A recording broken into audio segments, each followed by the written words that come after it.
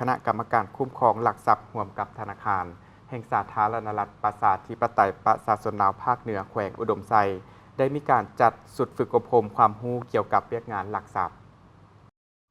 พิธีจัดขึ้นในวันที่25พฤศจิกายนผ่านมานี้โดยภายใต้การเป็นประธานร่วมของทานแอสอยสุวรรณรองหัวหน้าสาขาธนาคารแห่งสปป.ลาวภาคเหนือแขวงอุดมไซ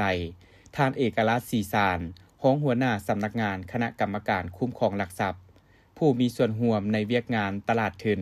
นักธุรกิจผู้ประกอบการพนักงานที่เกี่ยวข้องเข้าร่วมจุดประสงค์เพื่อเป็นการสร้างความเข้มแข็งให้แก่สมาชิกสภาบริหารผู้บริหารขั้นสูงและขั้นแขนงการของบรรดาบริษัทจดทะเบียนบริษัทเป้าหมายและผู้มีส่วนร่วมในเวียกงานตลาดทุนได้แลกเปลี่ยนพัฒนาทักษะและความรู้ความเข้าใจลึกซึ้งเกี่ยวกับภาระบทบาทหน้าที่ต้นต่อให้ลึกซึ้ง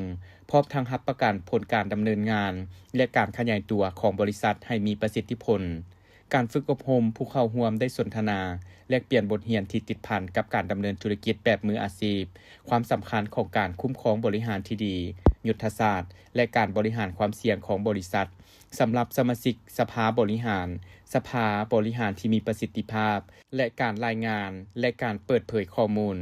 สุดฝึกอบรมยังได้มอบไปยั่งยืนสำเร็จการฝึกอบรมตื่มอีก